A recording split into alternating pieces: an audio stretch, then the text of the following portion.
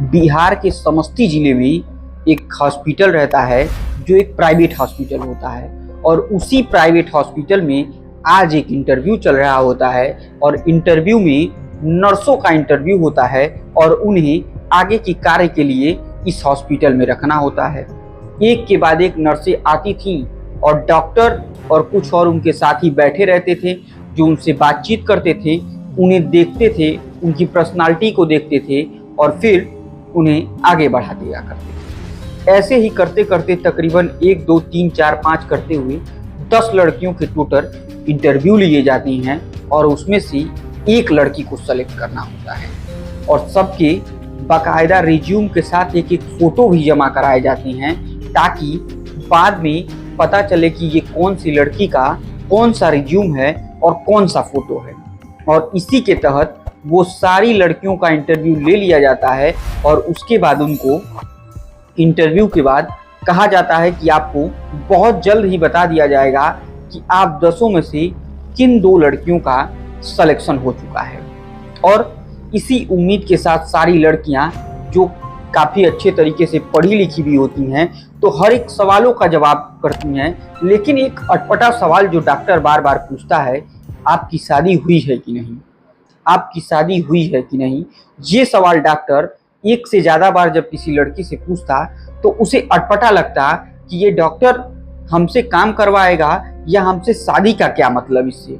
लेकिन ये सवाल डॉक्टर साहब हर लोगों से पूछते थे और इन्हीं सवालों के कारण कुछ लड़कियां अपने आप में अनकंफर्टेबल फील करती हैं कि आखिर कौन सी ऐसी ज़रूरत है जो इन्हें मेरी शादी से लेना देना है। लेकिन फिर भी अगर नौकरी की किसी को ज़रूरत रहती है, उसे बहुत ही दिक्कत होती है, तभी कोई नौकरी करने के लिए जाता है, तो इसलिए वो लड़कियां पूरी तरीके से अपने इंटरव्यू को ख़त्म करके वहाँ से चली जाती हैं। नमस्कार दोस्तों, मेरा नाम आर्यन मिश्रा और जुर्म के वर्चस्व की कहानी में आज की कहानी बेहद खौफनाक होगी। लेकिन अगर आप चैनल पर नए हैं तो कृपया चैनल को सब्सक्राइब, वीडियो को लाइक और वीडियो को ज़्यादा से ज़्यादा शेयर जरूर कीजिएगा। तो देर ना करते हुए दोस्तों हम सीधे कहानी पर ही आते हैं। तो दरअसल दोस्तों, जिस लड़की का सिलेक्शन होता है वो देखने में बेहद खूबसूरत और हसीन और नौजवान होती है और उसका नाम होता है सोना। और सोना इतनी सुंदर दिखती है कि उसे एक बार देखने के बाद कोई भी मोहित हो जाए। और सोना का ही फाइनली डॉक्टर साहब और कुछ और लोग जो बैठे हुए थे, सब लोगों ने मिलकर पहले सोना को सेलेक्ट और उसके बाद एक और लड़की थी जिसका नाम था रानी, फिर उसको सेलेक्ट किया जाता है।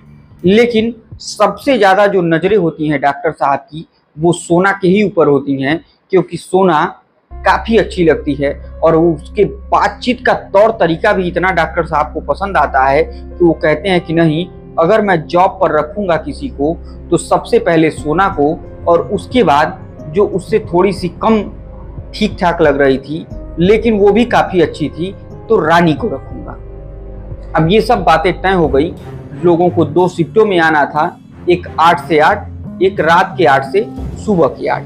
2 शिफ्टों में काम करना था। हॉस्पिटल काफ़ी अच्छा खासा चल रहा था, किसी भी चीज़ की कोई दिक्कत नहीं होती है, सैलरी भी तय हो जाती है और सब कुछ नॉर्मल तरीके से चलता है जैसे कि एक हॉस्पिटल में एक लड़की काम करती है।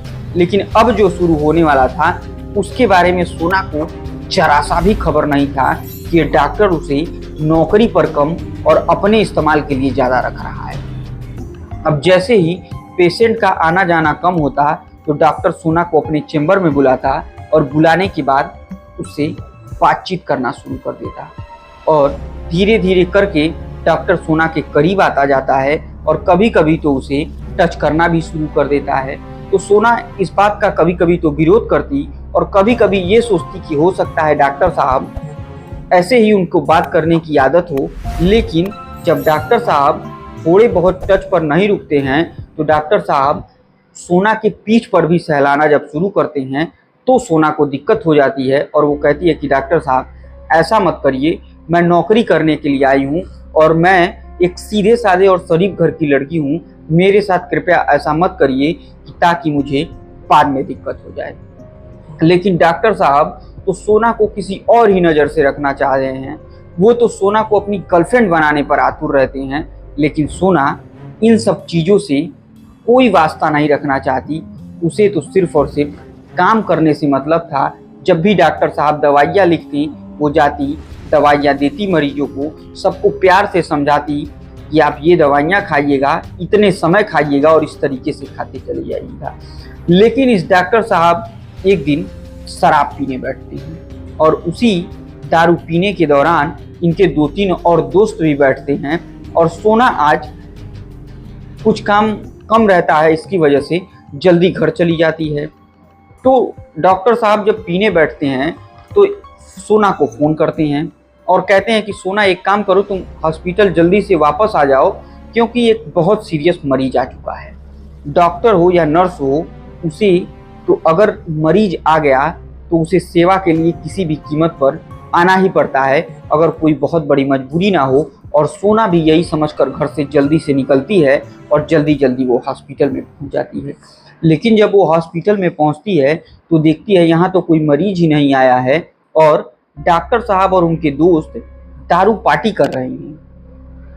अब ये देखकर सोना को बहुत बुरा लगता है, लेकिन डॉक्टर साहब उसे एक ऊपर वाले कमरे में लेकर जाते हैं और कमरे को अंदर से बंद कर देते हैं।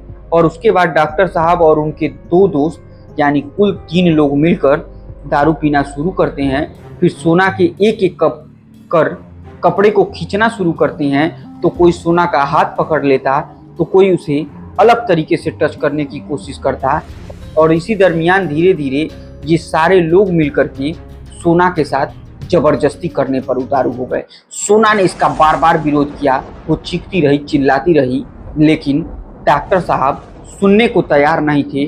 वो तो मात्र आज इसी पर आतुर थे कि किसी तरीके से इस नर्स सोना के साथ आज संबंध बनाने, और वो भी सिर्फ डॉक्टर साहब ही नहीं, उनके 2 और दोस्त सोना के ऊपर नजरें गड़ा कर बैठे थे, ये मौका मिले तो कब हाथ साफ कर दिया जाए।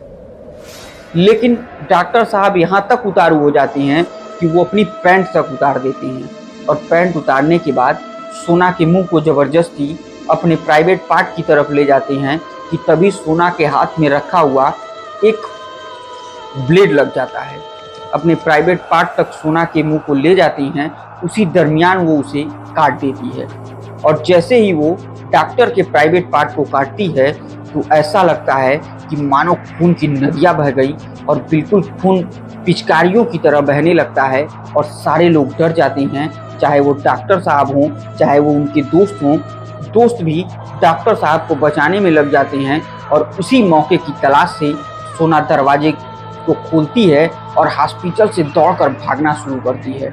उधर सोना भागती है, इधर डॉक्टर साहब को कपड़े देकर के किसी तरीके से उनके प्राइवेट पार्ट को जोड़ने की कोशिश किया जाता है, लेकिन वो जुड़ नहीं पाता है। और सोना जब भागने लगती है तो उनके वो दोनों दोस्त उसे दौड़ाने लगते हैं और दौड़ाते दौड़ाते जब कुछ दूर आगे बढ़ते हैं तो सोना एक गन्ने के खेत में जाकर छुप जाती है और वहीं से अपने मोबाइल से 108 नंबर पर फ़ोन करती है। आनन फानन में उस गन्ने के खेत के पास पुलिस आती है, तब जाके किसी तरीके से डॉक्टर के वो दोनों दोस्त भागते हैं और उसके बाद सोना उस गन्ने के खेत से बाहर निकल कर आती है। और जब ये पूरी घटना वो समस्तीपुर के उस थाने में जाकर सुनाती है तो यकीन मानिए दोस्तों, सबके पैरों तले ज़मीन खिसक जाती हैं। अभी तक डॉक्टर का वो प्राइवेट पार्ट तो मिल गया है और उस कमरे में खून के निशान भी बता रहे हैं कि सोना नाम की लड़की के साथ जबरदस्ती हो रहा था।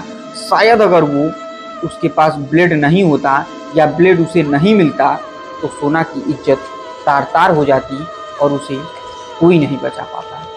और लेकिन इस देश की बेटी ने एक ऐसा दिमाग लगाया, एक ऐसा कार्य किया कि इस तरीके के कुकृत्य करने वाले लोगों की मानसिकता के साथ, और अभी तक की खबर मिलने के मुताबिक डॉक्टर साहब और उनके दोनों दोस्त फरार चल रहे हैं, लेकिन पीड़िता के शिकायत के आधार पर इन तीनों लोगों के खिलाफ केस दर्ज कर लिया गया है और खोजबीन जारी है। और इस बेटी को कुछ पुरस्कार भी देने के वहाँ की स्थानीय पुलिस वाले बात कह रहे हैं। और इस तरीके से ये बिहार की बेटी आजकल चर्चे में बनी हुई है और इसने जो काम किया शायद वो सबको करना चाहिए। अगर कोई इस तरीके की खौफनाक घटना को अंजाम दे तो इसी के साथ दोस्तों आज के जुर्म के वर्चस्व की कहानी हम ख़त्म करें। उससे पहले एक छोटा सा निवेदन, कृपया चैनल को सब्सक्राइब, वीडियो को लाइक और वीडियो को ज़्यादा से ज़्यादा शेयर कीजिए। तो दोस्तों इसी के साथ मुझे दीजिए इजाज़त। जय हिंद, जय भारत।